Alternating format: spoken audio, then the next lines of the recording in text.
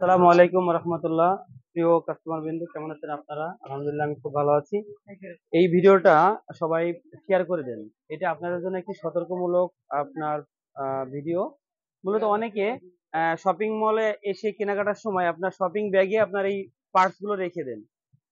তো ভিড়ের ভিতরে এই পার্টস গুলো যখন শপিং ব্যাগে রেখে দেন, তখন কিন্তু আপনার বেখেয়াল থাকে যে আপনার টাকা পয়সা, মোবাইল ফোন, আদার্স যা আছে আর কি, এগুলো কিন্তু আপনার একদম এই ঈদের সময় কষ্টের টাকাগুলো কিন্তু এই পার্সে রেখে দেন। তখন কি হয়, প্রতারিত কিছু মহিলা চত্বর আছে যারা আপনাদের সাথে শরীরের সাথে মিশে ভিড়ের ভিতর দেখে যে কোন দোকানে ভিড় আছে, কোন দোকানে কাস্টমার বেশি আছে, সেই দোকানে ভিড়ের ভিতর যে আপনার সাইড ব্যাগের থেকে আপনার টাকাগুলো নিয়ে নেয়।